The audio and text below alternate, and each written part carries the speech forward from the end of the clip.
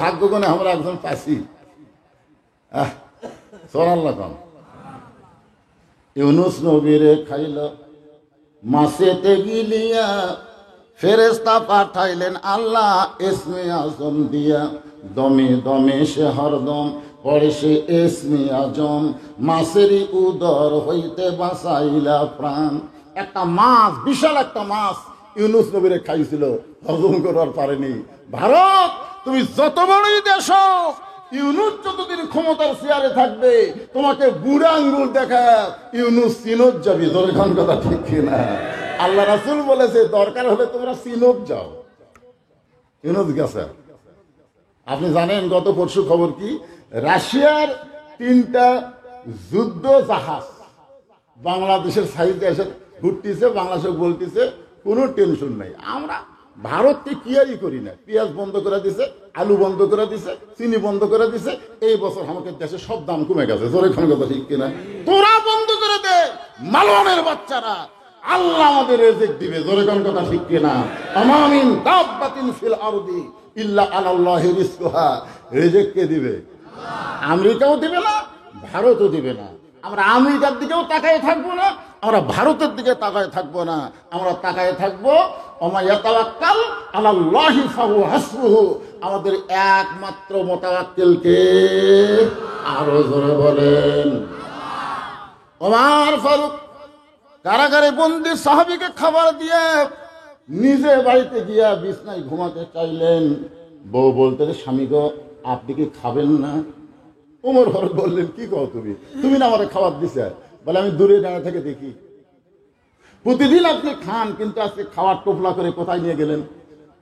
আমি জানি আপনি কোনো অন্যায় কাজ করেননি, অবশ্যই কারো প্রয়োজন, তার প্রয়োজন পুরো করেছেন। তবে শুনে নেন, আমার একটা সুন্নত হলো মা খাদিজার সুন্নত, নবীকে না খাওয়ায়া খাদিজা কোনোদিন খাইনি, আপনাকেও আমি না খাওয়ায়া কোনোদিন খাই না। জোরে কোন সুবহানাল্লাহ।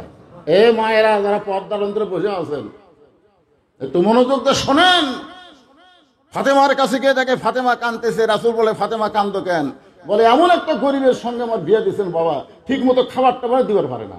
রাসূল বললেন, ফাতেমা শোনো, সাবধান হয়ে যাও, তুমি যার সম্পর্কে আমার কাছে অভিযোগ করতেছো, আল্লাহ যদি আল্লাহ ছাড়া কাউকে সেজদা দেওয়ার হুকুম থাকতো, তাহলে আমি ফাতেমা তোমাকে বলতাম আলীর পায়ে সেজদা করো। শুনে নাও, দুনিয়ার সমস্ত বিবিরা, আল্লাহর পরে কাউকে যদি সেজদা দেওয়ার হুকুম থাকতো, সেই মহান ব্যক্তি হলো তোমার স্বামী। তাই স্বামীর সাথে আজে বাজে ব্যবহার করো না। আল্লাহ রাসূল বলেছেন, আল্লাহর পরই মেয়ে মানুষের কাছে সবচাইতে দামি ওই ব্যক্তিকে।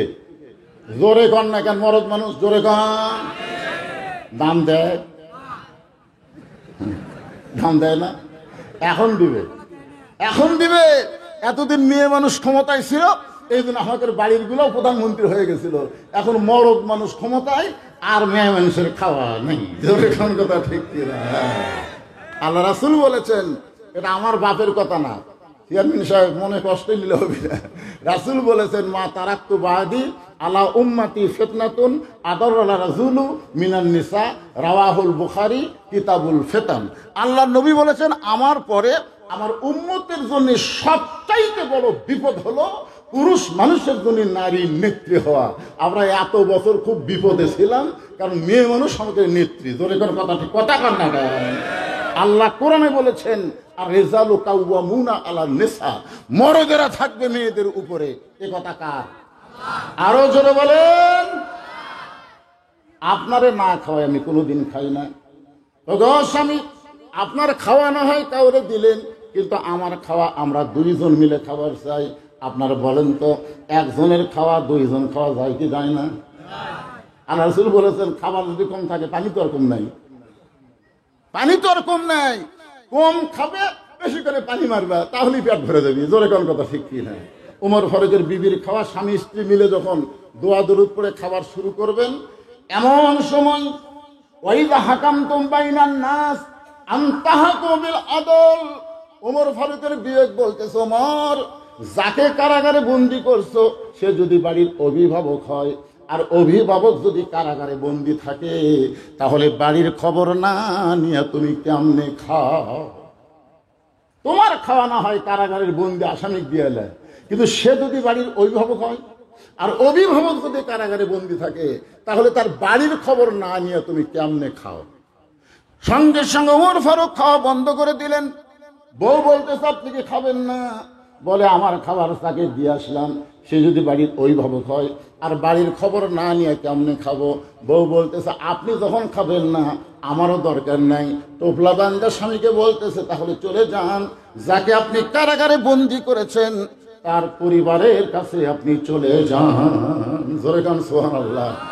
গভীর রাত্রে হযরত ওমরের বউ স্বামীকে কত বিশ্বাস করছে দেখেন। মরদ মানুষ জেলখানাত বন্দি, তাহলে বাড়ির কি মানুষ আছে? কথা কন না কেন? স্বামী বলতেছে এই সমস্ত খাবার তার পরিবারের কাছে দিয়ে আসেন। আমি যদি কোনো মেয়ে মানুষের কাছে যাবার চাই খাবার নিয়ে, আর বউ যাবার দিবি? যত বড়ই হুজুর হই, এখন পর্যন্ত বউ হাঁক সন্দেহ করে। একদিন মোবাইল অন করে ঘুমাচ্ছি, ইতিমধ্যে কল করছে, আর বউ মনে করি স্বামী ঘুম পাড়তেছে, যাই কল ধরছে, যেই কল ধরছে মেয়ে মানুষ। তো মেয়ে মানুষ হুজুর কল করছে, আমার বউ বলতেছে আপনি কে? বলে আমি হুজুরকে ভালোবাসি, আমি হুজুরকে ভালোবাসি, মাঝে মধ্যে হুজুরের সাথে কথা কই। আমি তো ঘুমের মধ্যে আছি, ঘুমোর থেকে উঠে দেখে বুঝলেন আমার বউ খালি ক্যাপা মাছের মতো মুখ করে বসে আছে। আমি বললাম কে গো, তোমার দাঁতের অসুখ বাড়লো নাকি? আপনি কি ওয়াজ করেন না লুচ্চামি করেন? ভাই আপনি ওয়াজ করেন না লুচ্চামি করেন? আমি বললাম কে রে এত জোরে কথা, রাস্তার ধারে দাঁড়িয়ে কি হয়েছে? আপনি ঘুমাইছিলেন, এই যে মেয়ে মানুষ কল করছে এই নাম্বার। আমি বললাম আপনি কে? বলে হুজুরকে ভালোবাসি। আমি একে একেবারে জোরে রিংটন ইয়ার কি কয়, এটা কি কয়, লাউড স্পিকার দিয়ে কল দিলাম। মা মারে তুমি নাকি কল করছিলে? হুজুর কল তো করছিলাম, যেটা ধরছিল সেটা কি? আমি তো জোরে দিয়েছি লাউড স্পিকার। বলতেছে আমার বউ। এরকম খারাপ বউ আপনি সংসার করেন কেমন? আর বউ বলতেছে দেখছে কি কয়, আমার সংসার ভাঙবি। এই মেয়ে, আমার বউকে তুমি খারাপ বলতে থাকেন? বলে হুজুর আমি কইছি আপনার ওয়াজ আমি ভালোবাসি, ওয়াজ শুনি, তা আপনার বউ আর না শুনাই বলতেছে কিসের ভালোবাসা? একটা মেয়ে মানুষকে বক্তার ওয়াজ ভালোবাসতে পারে না? আমার বউ মিজানুর রহমান আজহারের ওয়াজ শুনে। আমি বললাম কে গো, আমার ওয়াজ শুনবে না? কয় না, মিজানুর আজহারের ওয়াজ ভালো। আমি এখন কি করবো? কে রে বুড়া দিকে এখন পছন্দ হচ্ছে না, এই কথা আমি বলবো? শুনতেই পারে, ওয়াজ ভালোবাসে, স্বামীত্ব ভালোবাসে, কিন্তু স্বামীর ওয়াজ না ভালোবাসলেও মিজানুর রহমানকে ভালোবাসে না, তার ওয়াজ ভালোবাসে। জোরে তোর কথা ঠিক কিনা? ওমর ফারুক খাবার নিয়ে যাকে কারাগারে বন্দি করছে তার পরিবারের বাড়ির দিকে রওনা দিলেন। পরিবারের বেদুইন সাহাবীর পাহাড়ি এলাকার কাছে আসতেই ওমর ফারুক দূর থেকে শুনতে পায় একটা ছোট বাচ্চার কণ্ঠ।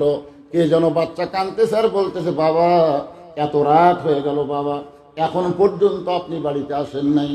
বাবা আপনি কি জানেন না আপনাকে ছাড়া আমি খাই না, আপনাকে ছাড়া আমি ঘুমাই না। ও বাবা এত রাত হয়ে গেল, এখন পর্যন্ত আপনি বাড়িতে আসেন না।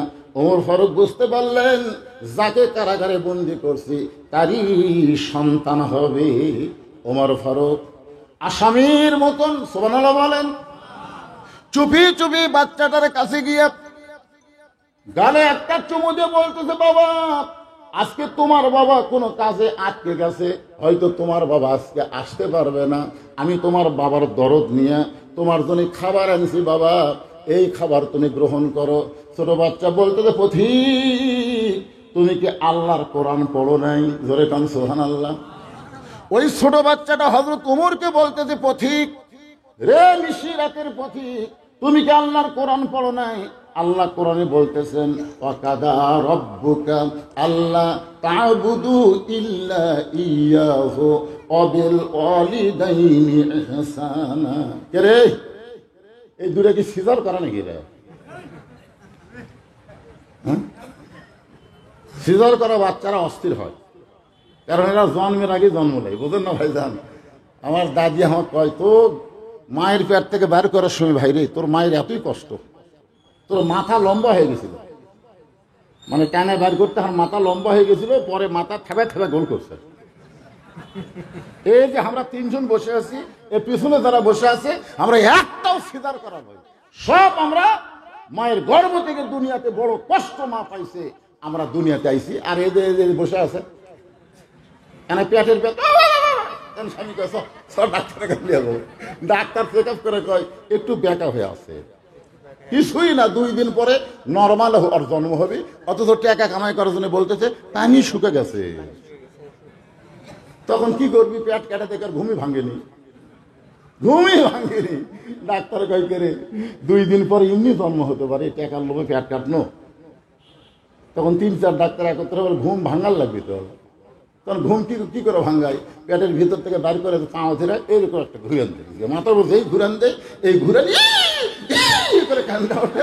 এখন মোবাইল ছাড়া ভাত খায় না, মোবাইল ছাড়ার কান্না বন্ধ হয় না। জোরে করে কথা ঠিক কিনা? এই সিজার করা বাচ্চারা খুবই অস্থির। এ কয়টা দিয়ে কি আল্লাহ ভালো জানে। দেখছেন কিভাবে চাই আছে? কে রাত 12টা বাজতেছে, তুই এইভাবে চাই আছিস তোর মানে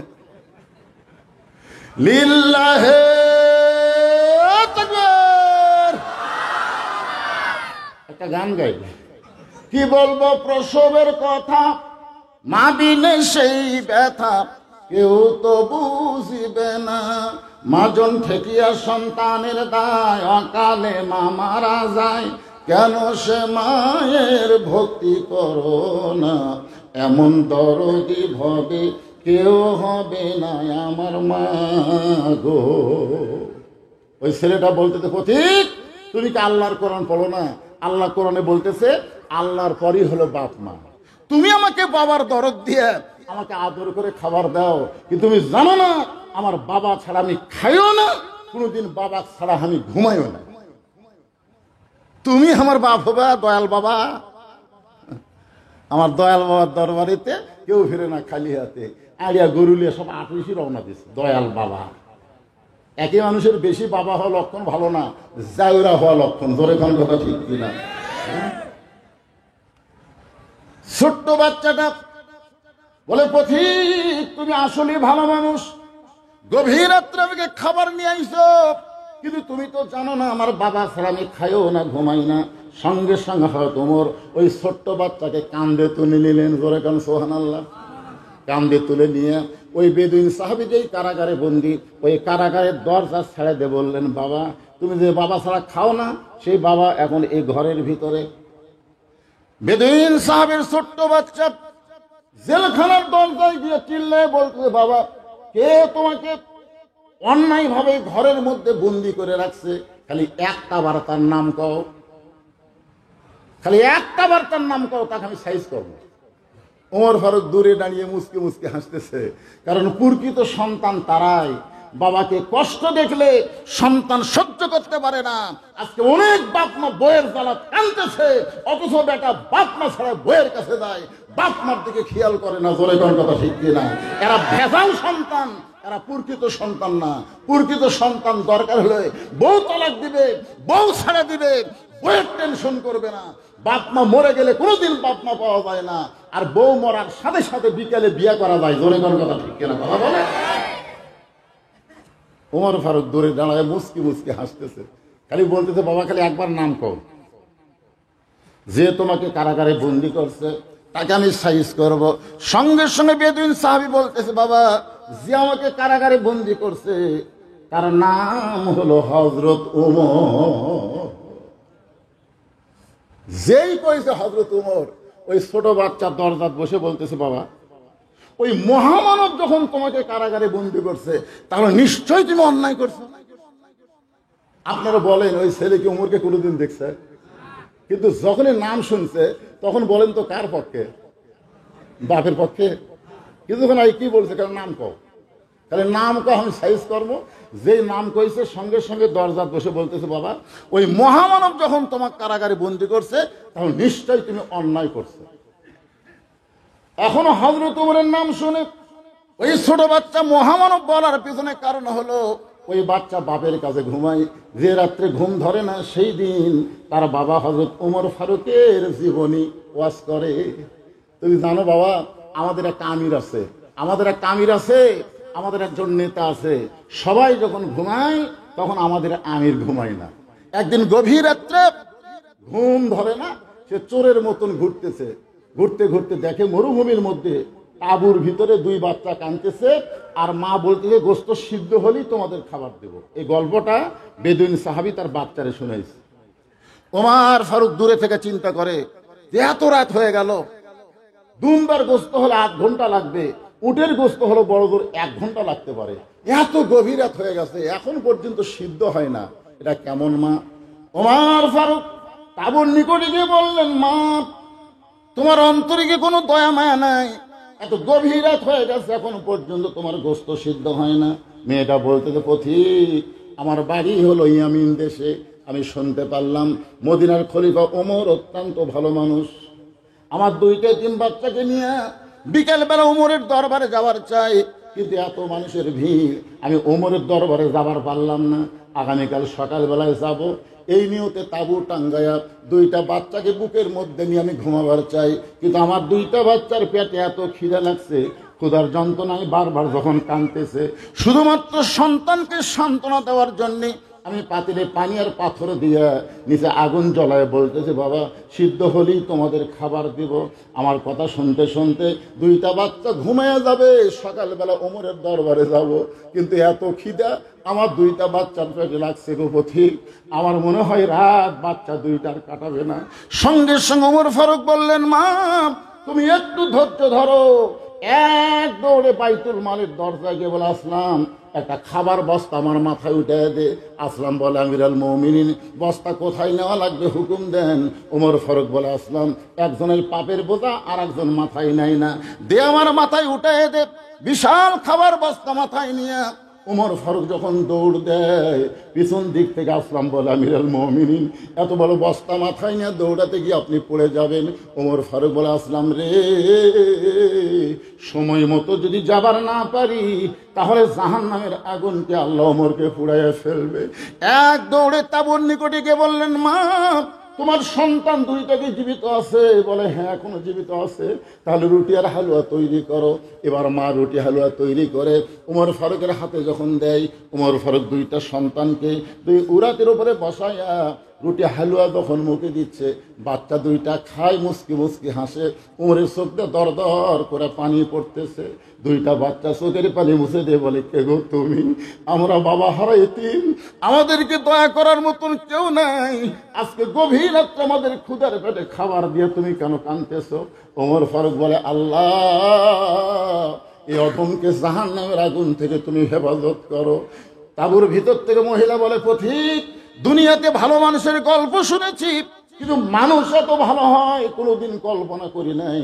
আজকে তোমাকে দেখে মনে হচ্ছে উমর যদি মদিনার খলিফা না হইয়া আল্লাহ তোমাকে যদি মদিনার খলিফা বানাইতো, তাহলে মদিনা যেন আল্লাহর জান্নাত হয়ে যেত। বেদুইন সাহাবের সন্তান বলে, বাবা যে হযরত উমর রাতে ঘুম না পাইরা দুঃখী মানুষের কষ্ট দূর করে, সেই হযরত উমর যখন তোমাকে কারাগারে বন্দী করছে, তাহলে নিশ্চয়ই তুমি অপরাধ করছো। বাবা, ও বাবা, হযরত উমর কোথায় থাকে বাবা? খালি আমাকে বলেন, আমাকে খালি বলেন, আমি উমর ফারুকের কাছে যাইয়া তার পাও ধরা হলেও আপনাকে আমি কারাগার থেকে মুক্ত করবো ইনশাআল্লাহ। বেদুইন সাহাবীকে ছেলে বলতেছে, বাবা হযরত উমর কোথায় থাকে? বেদুইন সাহাবী মুসকি মুসকি হাসের বলে, পাগলা উমরের কাছে যাইয়া তোর বাপকে জেলখানা থেকে বের করে পারবি না। বলে, তাহলে কার কাছে যাওয়া লাগবে? বলে, শিক্ষামন্ত্রী হযরত আলীর কাছে যা। উমর ফারুক যখন মদিনার খলিফা ছিলেন, ওই সময় শিক্ষামন্ত্রী ছিলেন হযরত আলী। ধরে কোন সুবহানাল্লাহ। আচ্ছা, একটা জিনিস আপনারা ধারাবাহিকতা শোনেন, আল্লাহ নবী যখন মদিনার রাষ্ট্রপতি ছিলেন, তখন শিক্ষামন্ত্রী হলেন হযরত আলী। আবু বকর রাদিয়াল্লাহু যখন মদিনার খলিফা ছিলেন, তখন শিক্ষামন্ত্রী হচ্ছেন হযরত আলী। উমর ফারুক যখন মদিনার খলিফা, শিক্ষামন্ত্রী হযরত আলী। ওসমান গনি যখন মদিনার খলিফা, তখনও শিক্ষামন্ত্রী হযরত আলী। ধরে কোন সুবহানাল্লাহ। তাহলে এতগুলা খলিফা পাল্টাচ্ছে, কিন্তু শিক্ষামন্ত্রী পাল্টায় না। আজকে কোরআনের শাসন যদি চালু থাকতো, এমন একজন মানুষকে শিক্ষামন্ত্রীর দায়িত্ব দেওয়া হতো, সে সমস্ত শিক্ষার আগে আল্লাহর কোরআন শিক্ষার গুরুত্ব দিত। খায়রুকুম মান তাআল্লামাল কোরআন ওয়া আল্লামাহ। জোরে বলেন কথা ঠিক কিনা? শালা এমন নাস্তিক সব শিক্ষামন্ত্রী হয়। একদম বাগদম ধরাদম সাথে ঢাক ঢোলক ঝাঁদর ভাতে এই মিথ্যা শিক্ষার জন্য হাজার হাজার কোটি টাকা বাজেট করে। আর জালিকাল কিতাবুল আরাইবে হুদালিল মুত্তাকিন ছায়া চিন্তা চলান লাগে, জোরে কথা কর না। শিক্ষামন্ত্রী বোঝা লাগবে না? তুমি যদি তোমার বাবাকে জেলখানা থেকে বাঁচাবার চাও, তাহলে শিক্ষামন্ত্রী হযরত আলীর কাছে যাও। তোমার বাবা এমন 3টা ওয়াজ করেছে, ওই জায়গায় যদি হযরত আলী থাকতো তাহলে তোমার বাবাকে আজকে কারাগারে থাকা লাগতো না, তোমার বাবার মাথায় মুকুট পরাতো। সুবহানাল্লাহ। কিন্তু আমি যে 3টা ওয়াজ করছি, এই ওয়াজ করার সময় সবাই আছে, কিন্তু শিক্ষামন্ত্রী ছিল না, যার কারণে আজকে জেলখানা। ছেলে বলতেছে, বাবা কি ওয়াজ করছেন? ভাই তুই তো ওয়াজ বুঝবো না, উমর ফারুকে যখন বুঝবার পারিনি তুই বুঝতে পারবি? তো মুখস্থ কর, কারণ ছোট বাচ্চারা কোরআন শরীফ বোঝে না, খালি মুখস্থ করে। জোরে খান কথা ঠিক কিনা? দেখবেন সকালবেলা এসে দেখবেন খালি ঝুঁকতিচার পড়তেছে। আমি একজন বললেন, কি পড়িস রে? পড়ি হুজুর, কিন্তু বুঝি না। তখন বোঝে কথা কর না। এরা যে কোরআন শরীফ মুখস্থ করছে, একটা হাবিব সাহেব যদি বলেন যে বাকারা মানে কি, তাই হয়তো কথা বলে, কিন্তু গোটা কোরআন সে আপনাকে শোনাবে, কিন্তু কোরআনের অর্থ বোঝে না। কারণ ছোট বাচ্চাদের জন্য আমরা যখন প্রাইমারিতে পড়তাম, তখন আমাদেরকে নামতা মুখস্থ করাতো, 2 কে 2, 2 দোকানে 4, 3 দোকানে 6 বলতাম, এটা মানে বোঝা লাগবে না, বড় হলে বুঝবি, এখন খালি মুখস্থ কর। আজকে ছোট বাচ্চারা কোরআন মুখস্থ করতেছে, কোরআন যখন হেফজ হয়ে যাবে, যখন কিতাবখানায় ভর্তি হবে, তখন আবার তাকে কোরআনের ব্যাখ্যা বিশ্লেষণ বোঝানো হবে। ধরে কোন কথা ঠিক কিনা? তো ছোট বাচ্চার কি করা, বোঝার বয়স না মুখস্থ করার বয়স? বেদিন সাহেব বললেন, আমি যে 3টা ওয়াজ করছি খালি মুখস্থ করা, আলী পর্যন্ত যদি যাবার পারিস, তাহলে তোর বাপক আর জেলখানার থাকা লাগবে না। 1 নম্বর ওয়াজ হলো ইন্নুহিব্বুল ফিতনা, আমি ফিতনাকে মহব্বত করি, এটা আমি আপনাদের বোঝানোর জন্য বলতেছি। 2 নম্বর হলো ইকরাহুল হক। 3 নম্বর ওয়াশহাদু মালাম আরাহ। ছেলে বলতেছে, আর একবার বলেন। ইন্নুহিব্বুল ফিতনা, ইকরাহুল হক, ওয়াশহাদু মালাম আরাহ। ছেলে বলতেছে, আব্বু আর একবার বলেন। ইন্নুহিব্বুল ফিতনা, ইকরাহুল হক, ওয়াশহাদু মালাম আরাহ। ছেলে বলতেছে, আমার মুখস্থ হয়ে গেছে, যা খালি যাবো আর এই মুখস্থ করবো, আর এই দিক দিয়ে গেলি শিক্ষামন্ত্রী দপ্তর পেয়ে যাবি। জোরে কোন সুবহানাল্লাহ। ছোট্ট বাচ্চা 3টা ওয়াজ মুখস্থ করে হযরত আলীর বাড়ির দরজায় তাকায় দেখে 2 জন যুবক দাঁড়িয়ে আছে। একটা নাম হলো হাসান, আর একটা নাম হলো হুসাইন। সাইদুল শাবাবে আহলেল জান্নাহ হাসান ও হুসাইন রাদিয়াল্লাহু তাআলা আনহুমা। এই যুবকেরা, এই তোমাদের কাছে মেসি নেইমার ভালো না হাসান হুসাইন ভালো? এই মোবাইল আলা কথাই বলো না কে ভাই, কি হচ্ছে না আপনারও ঘর? এই যুবক শোনো, প্রত্যেক জুমার সানি খুতবা ইমাম সাহেব আপনাদের শোনাচ্ছে, জান্নাতি যুবকদের সর্দার হবে 2 জন, একটা হলো হাসান, একটা হলো হুসাইন। মেসি নেইমার হবে জাহান্নামের সর্দার। ধরে কোন কথা ঠিক কিনা? কারণ মেসি কোন জাত, আমেরিকা কোন জাত? আজকে যে ইসরায়েল লাফালাফি করতেছে, ওর পিছনে কি আছে? আমেরিকা। জোরে কোন কি আছে? কথা কন না কেন? আমেরিকা আছে। মুসলমানের সবচাইতে বড় শত্রু হলো খ্রিস্টান আর ইহুদি। মেসি নেইমার ওরা মুসলমান না, ইহুদি খ্রিস্টান। আজকে তোমরা তাদের খেলা সারা রাত জায়গায় জায়গায় দেখো। আর হুসাইনের একটা সুন্নত, হুসাইন একটা আদর্শ, হুসাইন একটা জজবা তোমাদের অন্তরের মধ্যে পয়দা হয় না। ছোট বাচ্চা দাঁড়ায় তাকায় দেখে 2 জন যুবক দরজায় দাঁড়িয়ে আছে। এই 2 যুবককে সালাম দিয়ে বললেন, ইন্নী উহিব্বুল ফিতনা, ইকরাহুল হক, ওয়াশহাদু মালাম আরাহ। হাসান হোসেনকে ধরে, ই তো বেদব, কি শুরু করছে? 2 জন তখন ছোট বাচ্চাকে ধরছে, এই কি করছ? বলে, আপনাকে তো শোনাবার আসিনি, মুখস্থ করতেছে আসতেছি, তা আপনাকে সামনে একবার শুনলাম, আপনার বাপের দরকার। আপনার বাবা কি বাড়িতে আছে? সঙ্গে সঙ্গে হযরত আলী বাড়ি থেকে বাইরে আসলেন। ছোট্ট বাচ্চাটা তাই হযরত আলীর সামনে ওয়াজ শুরু করলেন, ইন্নী উহিব্বুল ফিতনা, ইকরাহুল হক, ওয়াশহাদু মালাম আরা। সঙ্গে সঙ্গে হযরত আলী ওই ছোট বাচ্চাকে বুকের সঙ্গে জাপটে ধরে কপালে একটা চুমা দিয়ে বললেন, বাবা এত দামি কথা, এত সুন্দর কথা তুমি কোথায় পাইলে? জোরে কর না সুবহানাল্লাহ। এত দামি কথা, এত সুন্দর কথা তুমি কোথায় পাইলে? হাসান হোসেন কয়, আমরা দুই ভাই যে হারে ধরছেন রে, বাপ আসে আবার কি কয়, এত সুন্দর কথা, এত দামি কথা তুমি কোথায় পাইলা? বলে আপনি তো জানেন না, এই কথা বলার জন্য হযরত ওমর আমার বাপক জেলখানার মধ্যে বন্দি করে থুছে। আলী বলতেছেন, তোমার কোনো টেনশন নাই, তোমার বাপের জন্য আমি উকিল হব, তোমার বাবাকে জেলখানা থেকে বের করে তোমার হাতে আমি তুলে দিব। জোরে কোন সুবহানাল্লাহ। এখন আপনারা বলেন, হযরত আলী যদি এই ছোট বাচ্চার উকিল হয় বাপের জন্য, তাহলে ওমরের ক্ষমতা আছে জেলখানা থোয়ার পারবে? কারণ উকিল খালি জ্ঞানের দিক দিয়ে না, আলীর শক্তি কেমন কথা কন, হযরত আলীর দেহের শক্তি কেমন জানি না।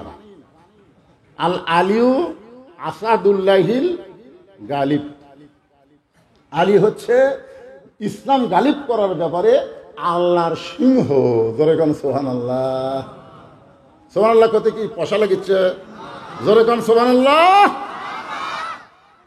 আবার রাসূল বলেছে, আনা মাদিনাতুল ইলমি ওয়া আলিউ বাবুহা, আমি হচ্ছি ইলমের শহর, আলী হচ্ছে তার দরওয়াজা। জোরে কোন সুবহানাল্লাহ। তাহলে শক্তির দিক দিয়ে কয় নম্বর আলী? জ্ঞানের দিক দিয়ে কয় নম্বর? তাহলে যদি শক্তি দিয়েও লাগে উমর পারবি, জ্ঞান দেয় খালি উমর ফারুক জেরুজালেমের পাদদেশে গেছে, নিচে দড়ি ধরে আছে, আর রাখাল উটের পিঠে বসে আছে। খ্রিস্টানরা ভাবতেছে উটের পিঠে তিনি বসে আছে, তিনি হলেন হযরত ওমর। খ্রিস্টানরা এখন একটা চৌকিয়া এনে বলতেছে, আমির আল মুমিনিন, উটের পিঠ থেকে সরাসরি নামতে আপনার কষ্ট হবে, চোখের ওপর পাও দেন। একজন হামাগুড়ি দিয়ে বলতেছে, আমার পিঠের ওপর পাও দেন নামেন। রাখাল কান্দার বলে, তোমরা কাকে খলিফা বলতেছ? বলে আপনি উটের পিঠ, আপনি তো কেন? আমি হলাম রাখাল, আর রশি ধরে যিনি জমিনে দাঁড়িয়ে তিনি হলেন ওমর। জেরুজালেমের খ্রিস্টানরা বলে, এটা কেমনে হয়? বলে আল্লাহর কোরআনটা যখন রাষ্ট্র চলে তখন এমনি সম্ভব হয়ে যায়। সঙ্গে সঙ্গে জেরুজালেমের খ্রিস্টানরা বলে, যে ইসলাম রাখালকে উটের পিঠে চড়ায় দেয়, অর্ধ পৃথিবীর শাসককে রশি ধরে মাটিতে নামায়, সেই ইসলামকে আমরা গ্রহণ করব। সমস্ত খ্রিস্টান কলেমা পড়ে মুসলমান হয়ে গেল। জোরে কোন সুবহানাল্লাহ। কিন্তু ওদের মধ্যে একজন ব্যাকা, আপনি যতই ওয়াজ করেন, এখানে অনেক আল্লাহর বান্দা আছে ফজর নামাজ পড়বি না, এরকম আছে না নাই? জোরে কেন আছে না? ওদের মধ্যে একজন ব্যাকা আছে, ওই মুসলমান না হয়ে পাদ্রীর কাছে গেছে, খ্রিস্টান ধর্ম যারা প্রচার করে পাদ্রীর কাছে গিয়ে বলতেছে, হুজুর ঘরের মধ্যে তো ভালোই আরাম করতেছেন, কিন্তু মদিনার থেকে উমর এসে সবগুলো মুসলমান বানাচ্ছে, আপনি জানেন? পাদ্রী দৌড়ে এসে বলতেছে, আমির আল মুমিনিন উমর, এরা বোঝে না তাই এরা মুসলমান হচ্ছে, আমিও মুসলমান হব। উমর ফারুক বললেন, তাহলে কলমা পড়েন। পাদ্রী বলতেছে, আমার 4টা প্রশ্নের উত্তর দিলে আমি মুসলমান হব। উমর ফারুক বললেন, কি প্রশ্ন? বলে 1 নম্বর প্রশ্ন হলো, পৃথিবীর এমন কোন কারাগার যেখানে কয়েদি নিঃশ্বাস নেবার পারে না, জীবিত থাকে, এ কারাগারের নাম বলা লাগবে। 2 নম্বর প্রশ্ন হলো, পৃথিবীর এমন কোন জায়গা যেখানে সূর্যের আলো একবার পড়েছে, কিয়ামত পর্যন্ত তার দ্বিতীয়বার পড়বে না। 3 নম্বর প্রশ্ন হলো, পৃথিবীর এমন কোন কবর যে কবরও জীবিত, লাশটাও জীবিত, এই কবরের নাম বলতে হবে। 4 নম্বর প্রশ্ন হলো, পৃথিবীর এমন কোন 2 ভাই একই সঙ্গে জন্মগ্রহণ করছে, আবার একই সঙ্গে বহু বছর পরে তারা মারা গেছে, কিন্তু এক ভাইয়ের চাইতে 100 বছরের বড়। কি বুঝলেন? একই সাথে জন্মিছে, আবার একই সাথে মারা গেছে, এক ভাইয়ের চাইতে 100 বছরের বড়। উমর ফারুক বলতেছে, এমন প্রশ্ন আমি জীবনেও শুনিনি, উত্তর দিব কোত্থেকে? পাদ্রী বলতেছে, তাহলে আমি আর মুসলমান হলাম না। জেরুজালেম থেকে উমর ফারুক যখন মদিনাতে যাচ্ছে, আলী দেখা করবার গেছে, দেখে মন ভার, আমির আল মুমিনিন মন ভারবেন, সবাই মুসলমান হলো, কিন্তু একটা পাদ্রী হলো না। বলে কেন হলো না? বলে 4টা প্রশ্ন করছে, উত্তর দিবার পারিনি। বলে কি প্রশ্ন করছে? বলে পৃথিবীর এমন কোন কারাগার কয়েকদিন নিঃশ্বাস নেবার পারে না, জীবিত থাকে? আলী বলতেছে, কেন? মায়ের উদর, সন্তান মায়ের পেটে থাকে, নিঃশ্বাস নেবার পারে না, তারপরে আল্লাহ জীবিত রাখে। হায় হায় হায়। 2 নম্বর প্রশ্ন করেছে, পৃথিবীর এমন কোন জায়গা সূর্যের আলো একবার পড়ছে, কিয়ামত পর্যন্ত পড়বে না, ওই জায়গা কোনটা? বলে ওই যে মুসা আলাইহিস সালাম যখন সাগর পাড়ি দিচ্ছে, তখন আল্লাহ সাগরের রাস্তা করে দিল, সূর্যের আলো সাগরের তলে গেল, ফেরাউন যেই নামছে সাগর আবার আগের মতো হয়ে গেছে, কিয়ামত পর্যন্ত ওই জায়গাটা সূর্যের আলো যাবি। উমরকে হায় রে হায়। 3 নম্বর প্রশ্ন করলো, লাশটাও জীবিত, কবরও জীবিত। লাশ হলো ইউনুস নবী, আর কবর হলো মাছ। 4 নম্বর প্রশ্ন করেছে, দুই ভাই একই সঙ্গে জন্মগ্রহণ করেছে, আবার বহু বছর পরে একই সঙ্গে মারা গেল।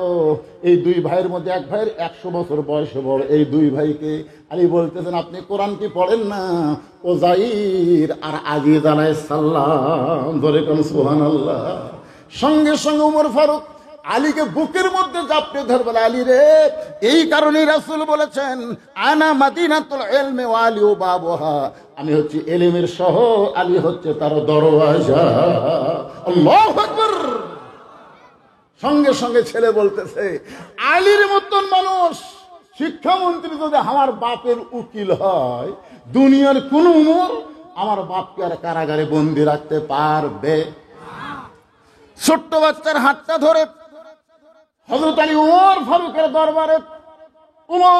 দরবারে যখন হযরত আলী সাথে দেখে ছোট্ট বাচ্চা তাকায় দেখে, রে, এই মানুষটাই তো রাত্রেবেলা আমার কান্দত করে, এই মানুষই তো আমার কান্দত করে বাপের কাছে লিয়ে এলো, তাহলে এটাই হযরত উমর। এক দৌড়ে যায় ছোট্ট বাচ্চা উমর ফারুকের কপালে চুমা খাচ্ছে, তোর এখন সুবহানাল্লাহ। কারণ সারা জীবন উমর ফারুকের গল্প শোনাইছে বাপ। বাচ্চারা যখন না ঘুমায়, কিসের হুবার মায়ের কিচ্ছা শোনেন, হুবার মায়ের কিচ্ছা না, মোবাইল চালু করে দেন, গেম দেখ, দেখতে দেখতে ঘুমিয়ে যাবি। মহামানবের জীবনী শোনাবেন, আপনার সন্তান মহামানব হওয়ার চেষ্টা করবে। জোরে করে কথা, ঠিক কথা বলে। আলী বলতেছেন, এই ছোট্ট বাচ্চা, যার কপালে চুমা খাইলা সেই মানুষটাই তোমার বাবাকে কারাগারে বন্দি করছে। ছোট্ট বাচ্চা দুই জনের দিকে তাকায়, আলীর দিকেও তাকায়, আবার ওমরের দিকেও তাকায়। ওমর ফারুক বলতেছে, আলী ভাই, আমি এই ছোট বাচ্চার বাবাকে এমনি এমনি কারাগারে বন্দি করে নাই, মারাত্মক 3টা খারাপ ওয়াজ করছে। শুধু আমি না, হাজার হাজার সাহাবী মসজিদের মধ্যে ছিল। সবাই যখন রাগে কেটে গেল, এমন সময় তাকে গণধলাই থেকে বাঁচানোর জন্য আমি কারাগারে বন্দি করছি। আলী বলতেছে, আপনারা বুঝতে পারেন নাই যে 3টা ওয়াজ করেছে, তার চাইতে সুন্দর দামি ওয়াজ আর পৃথিবীতে না। জোরে কারণ সুবহানাল্লাহ। উমর ফারুক বলে, কি বলেন আপনি? শুধু আমি তো না, হাজার হাজার সাহাবী, আমরা কেউ বুঝতে পারি নাই। আলী বলতেছেন, যেরকম দুনিয়া বাংলাদেশের লোক বলতেছে ফিলিস্তিনের মুসলমান মারা যাচ্ছে, ফিলিস্তিনের মুসলমান মারা যাচ্ছে, বুঝে নাই ওরা মারা যাচ্ছে না, ওরা চিরজীবন লাভ করতেছে। ধরে কোন কথা ঠিক কিনা? আবু সাইদ মারা গেছে, মুগ্ধ মারা গেছে, যায়নি। এখন এই 3টা ওয়াজের হাকিকতের অর্থ কি হবে? আলী উমর ফারুককে বলে ওই ছোট বাচ্চার বাপকে কারাগার থেকে, জেলখানায় থেকে বের করবে। আপনার কি রাত বেশি হয়ে গেছে? শুনবার চান? কারা কারা শুনবেন? আল্লাহকে একটু হাত দেখান তো দেখি। লিল্লাহে তাকবীর। আপনি শুনবেন না? এই আপনি শুনবেন না? হাত তোলেন না কেন? লিল্লাহে তাকবীর, হাত নামান। এখন একটা স্লোগান দেওয়া লাগবে, অন্তর থেকে দেওয়া লাগবে। আমি যেই বলবো আল কোরআনের আলো, আপনার বলবেন সব জায়গায় যা আলো। বলতে পারবেন না ভাইজান? আল কোরআনের আলো, কোরআন হাদিস যেখানে, দুনিয়ার মুসলমান লিল্লাহে তাকবীর। বিশ্বাস করেন, এখন বাজতেছে রাত 12:15। না হোক, আমি যে অসুস্থ ছিলাম, এটা উঠলো কে? মারাত্মক ওয়াজ এখন শুরু হবে, মারাত্মক ওয়াজ। শোনেন, এখন যে রাত 12:15 বাজছে, আপনারা বিশ্বাস করে বলেন তো, আপনাদের চেহারা দেখলে কি মনে হচ্ছে 12:15? মনে হচ্ছে কেবল রাত 10টা বাজলো। আচ্ছা, এই যে বেশি রাত কমে যাওয়ার পিছনে হলো তাকবীর। মুসলমান মনে খালি জাগা মতো তাকবীর দেওয়ার পারে। আর 4-5 দিন হলো গড়াগড়ি খাচ্ছে, হিন্দু মেয়েটার বাচ্চা হচ্ছে না, ভগবান করতেছে কিন্তু কাম হয় না। তখন বাপ মা মনে করতেছে এটা আর নর্মালি বাচ্চা হবে না, সিজার করা লাগবে। অ্যাম্বুলেন্স করে সিজার করার জন্য হাসপাতাল নিয়ে আসতেছে। তখন গুজরাটে একটা দ্বন্দ্ব হচ্ছে হিন্দু মুসলমানের। এখন যেরকম ভারতে দ্বন্দ্ব হচ্ছে মুসলমানকে মসজিদের সামনে ওরা তরবারি নিয়ে, আজকে ফেসবুকে দেখেন মসজিদের সামনে তরবারি মিছিল করতেছে। মুসলমানের রং লাগবে না, ওরা জোর করে রং না দিচ্ছে। আজ আমি নিজে দেখলাম, আমার আইডি থেকে পোস্ট করছি, একটা মুসলমানের দাড়ি ওরা কামে দিচ্ছে, ভুরু পর্যন্ত দিচ্ছে, একটা মেয়ের বোরকা ওরা জোর করে খুলতেছে। এই ভারত, এরা কোনোদিন বাংলাদেশের আপন না, এরা সবসময় বাংলাদেশের শত্রু। ধরে কথা কর না, কথা বলে, এরা কোনোদিনও বাংলাদেশের আপন না ভাইজান। দেখেন কি অবস্থা। এখন এই মুসলমানেরা ওই যখন অ্যাম্বুলেন্স আসতেছে, বুঝছেন, মুসলমানের মিছিল যাচ্ছে, মুসলমানের মিছিলের প্রথম শব্দ একজন কেবল সামনে থেকে বলেছে নারায়ে তাকবীর, আর সব গুজরাটের মুসলমানকে আল্লাহু আকবার। একসাথে যদি 10,000 মুসলমান আল্লাহ আকবার কয়, কিরকম হবে কোন? তো এমন জোরে শব্দ হচ্ছে, ওই হিন্দু মেয়েটা তাই 5 দিন হলে খালি গড়াচ্ছে, বাচ্চা হচ্ছে না, ওই মুসলমান আল্লাহ আকবার শব্দ শুনে কাঁপে উঠছে। যেই কাঁপে উঠছে চাল্লত করে বাচ্চা বের হয়ে গেছে। বাপ মা কয় কে রে, এতদিন হলে ভগবান ভগবান করি, কাম হয় না। আর মুসলমানের আল্লাহ আকবার তাকবীর শুনে বাচ্চা হলো, তাহলে ভগবান পথে চলবি না। আল্লাহ বলেছে আমাইয়াবতাগি গায়রাল ইসলাম দীনান ফালা ইউকবালা মিনহু, চলবি না, চলবে না, একমাত্র ধর্ম ইসলাম। জোরে কোন কথা ঠিক না? যত ইহুদি, যতই খ্রিস্টান, যতই মালওয়ান তোমরা চিল্লা চিল্লি করো, দুনিয়াতে বাহাদুরি করতে পারো, মরার সাথে সাথে তোমাদেরকে সাইজ করা হবে। কথা বলেন ঠিক? আর আমরা মুসলমান মরবো না, মরলে আমাদের দেহ যাবে কবরে, আর রূহ যাবে ইল্লিন নামক জান্নাতের বাগানে। জোরে কোন সুবহানাল্লাহ। ভাইজান, এখন আমি আলী আর ওমরের এই প্রশ্নের উত্তর সমাধান করে দিব। এর আগে এই মাদ্রাসায় আমি শুনলাম আবাসিক এবং অনাবাসিক 200 জন ছাত্র। কয়শো জন? 200 জন। আমি ওকে বললাম ভাই আবাসিক কয়জন? তো কয় হয়তো আবাসিক 60 জন। তো 60টা আবাসিক ছাত্রের হাতে 60টা কোরআন শরীফ আপনাকে দেওয়া লাগবে। এই হাজার হাজার মানুষের মধ্যে মাত্র 60টা কোরআন শরীফ, একটা কোরআন মাত্র 500 টাকা। আপনি 500 টাকা দিবেন, এই বাচ্চার হাতে একটা কোরআন শরীফ দেওয়ার সওয়াব আল্লাহ আপনাকে দিবে। বাপ মা যদি কবরে যায়, বাপ মার কবরকেও আল্লাহ জান্নাত বানিয়ে দিবে। আপনার যদি মুখস্থ না থাকে, আমার বাবার কাছে 3 বার শুনি আমার মুখস্থ হয়ে গেছে। জোরে খান সুবহানাল্লাহ। ওর ঘরে ছোট বাচ্চাকে বললেন, কারণ ছোট বাচ্চার স্মরণ শক্তি বেশি না কম? এ কথা কর না কেন, বেশি না কম? এই ছোট বাচ্চা কি শিখাচ্ছেন? যাদের স্মরণ শক্তি এত বেশি, তাদেরকে আগডুম বাগডুম বাদ দিয়ে আলিফ লাম মিম এর শিক্ষা দেওয়ার চেষ্টা করবে। বাজান, ছোট্টবেলায় আপনার বাচ্চা পবিত্র হওয়ার শিক্ষা পাবে। কোরআন শরীফ ধরবার গেলে অপবিত্র অবস্থায় ধরা যাবে না।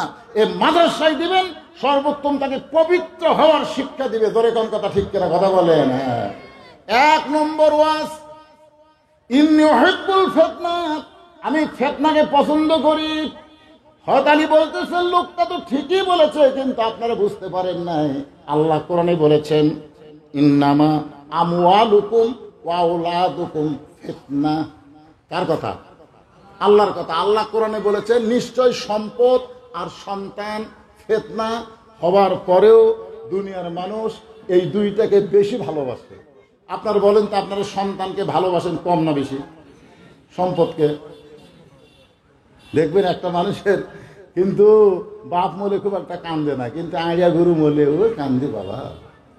এই জন্য আল্লাহ বলেছেন ইন্নামা আমওয়ালুকুম ওয়া আওলাদুকুম ফিতনা, নিশ্চয় সম্পদ আর সন্তান ফিতনা হওয়ার পরেও দুনিয়ার মানুষ পছন্দ করে।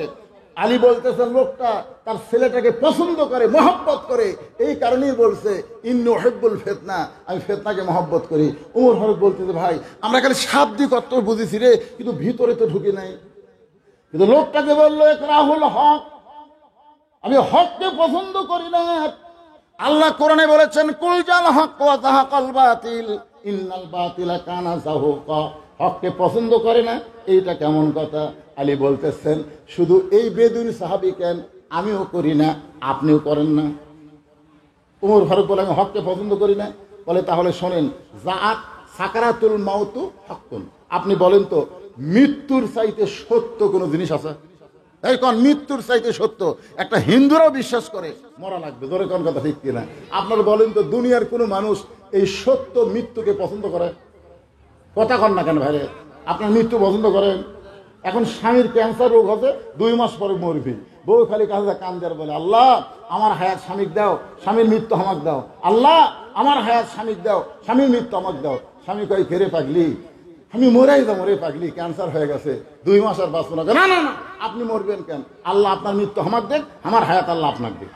স্বামী বলতেছে আল্লাহ ভাগ্যগুণ একটা বউ আছে কিন্তু আমার হায়াত নেই। স্বামী স্ত্রী রাত্রিবেলা শুয়েছে, ওই বাড়িতে একটা আইডিয়া গরু আছিল, জোরে এখন কি গরু?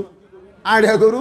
রাত্রে দড়ি ফিরে বার হয়েছে খাওয়ার জন্য, কিন্তু বাড়ির তো দরজা লাগানো, খাওয়ার কিছুই নাই। দেখে বারান্দাতে একটা সিলভারের পাতিল, আইডিয়া গরু সিলভারের পাতিলের কাছে যায়, দেখে পাতিলের তলায় চিটা লাইলে। চিটা লাইলে বোঝেন গরুর খুবই পছন্দ। ওই এখন চিটা লাইলে খাবার চাই, কিন্তু মুখ হাতে পায় না, জিভা বার করে, জিভা তো হাতে পায় না। জোর করে যায় খাবার কাছে, একটা চিটা লাইলে পাশে ঠিকই, কিন্তু ছোট ছোট শিং এই পাল্লার কান্দার মধ্যে আটকে গেছে। ওই এখন লালি চাটিয়া খাইয়া মাথা লড়াই, কিন্তু পাল্লার মাথা খোলে না। এখন মনে করেন শিং পর্যন্ত যদি পাল্লার মধ্যে যায়, ওর চোখ মুখ আসা ওই পাল্লা মাথার মধ্যে ও করতে করতে স্বামী স্ত্রী যে ঘরে শুয়ে আছে ওই ঘরের মধ্যে ঢুকছে। এখন বউ চিল্লাই বলতেছে বাবা আজরাইল, ও বাবা আজরাইল। ঢুকছে যখন ওই যে ক্যান্সার রুগী, বাবা আমার কাছে আসো না। বউ মনে করতেছে জমদূত আজরাইল, হয়তো এটাই হবি, এই মনে করে বলতেছে বাবা আজরাইল ঢুকছে যখন, তাহলে ক্যান্সার রুগীর কাছে যাও, আমার কাছে আসো না। স্বামী চিল্লাই বলে কি হয়েছে? আজরাইল ঢুকছে, তোমাকে দেখে দিলাম। এই তুই না দিনের বেলা কইলে আমার হায়াত আল্লাহ আপনাকে দেখ, আপনার মৃত্যু আমাকে দেখ। এটা মুখে বলা যায় গো, অন্তর দেখ কেউ মৃত্যু চায় না। আলী বলতেছেন জাত সাকারাতুল মাউত হাক্কুন, মৃত্যু সবাই জানে হক, তারপরে মৃত্যুরে কেউ পছন্দ করে না। এই জন্য লোকটা বলেছে এটা হল হক, আমি হককে পছন্দ করি না। ওমর বলতেছে আলী ভাই আমি খালি শাব্দিকত্ব শুনেছি, কিন্তু আমরা তো ভিতরে ঢুকে দেখি নাই। কিন্তু লোকটা যে বলল ও আশহাদু মা লাম আরা, আমি না দেখা জিনিসের সাক্ষী মারি। আলী বলতেছে আপনিও মারেন হামুও মারি। উমর বলে না দেখে কেমনে সাক্ষী দিব? আলী বলতেছেন তাহলে আপনি কি পড়েন না আশহাদু আল্লা ইলাহা ইল্লাল্লাহু ওয়াহদাহু লা শারীকা লাহ, আমরা সে আল্লাহর সাক্ষ্য দেই যে আল্লাহর কোনো শরীক নাই। বলেন তো আপনি কোনোদিন কি আল্লাহ দেখছেন? উমর ফারুক বলে না ভাই দেখি নাই। আলী বলতেছে আমিও দেখি নাই। এই কারণেই লোকটা বলেছে আমি না দেখা জিনিসের সাক্ষী দেই। আল্লাযীনা ইউমিনুনা বিল গায়ব, অদৃশ্যের প্রতি বিশ্বাস স্থাপন করা হলো মুমিনদের বৈশিষ্ট্য। হযরত ওমর এক দৌড়ে যে বেদুইন সাহাবীর দরজা খুলে দিয়ে বলতেছে আলী যদি না থাকতো তাহলে আমরা সবাই ধ্বংস হয়ে যেতাম। এখন আল্লাহর বান্দারা বলেন এ কোরআনের খালি শাব্দিক অর্থ বুঝলে হবে না, এ কোরআনের ভিতরে ঢোকা লাগবে। এই কোরআন হলো অনুনাজ্জিলু মিনাল কোরআনি মা হুয়া শিফাউ ওয়া রাহমাতুল লিল মুমিনিন। এখন সবাই বলতেছে কোরআন হলো রোগ মুক্তি, কোরআন সুমা খাও, কোরআন তেলাওয়াত করো, কোরআন বুকের মধ্যে লাগাও। কিন্তু আল্লাহ বলতেছেন কোরআন শুধু পড়লে হবে না, কোরআন শুধু চুমা খেলে হবে না, কোরআন বুকের মধ্যে লাগালে হবে না। এই কোরআন দিয়ে তোমাদেরকে সমাজ রাষ্ট্র সব কিছু তোমাদের পরিচালনা করা লাগবে। ধরে কোন ঠিক না? আমি অসুস্থ শরীর নিয়ে যতটুকু বললাম, আল্লাহ বক্তা এবং শ্রোতা সবাইকে আমল করার তৌফিক দান করুক। সকলে বলি আল্লাহুম্মা আমিন। আর একজন 500 টাকা দান করছে, আল্লাহ কবুল করেন। অনেকে দোয়া চাইছে, সবার জন্য আমি দোয়া করবো ইনশাল্লাহ, সবার জন্য। অত লোকের নাম ধরে দোয়া করা যাবে না। সবাই ইস্তিগফার করে আস্তাগফিরুল্লাহ রাব্বি মিন কুল্লি জামবি ওয়া তুবু ইলাইহি লা হাওলা ওয়া লা কুওয়াতা ইল্লা বিল্লাহিল আলিয়্যিল আযীম।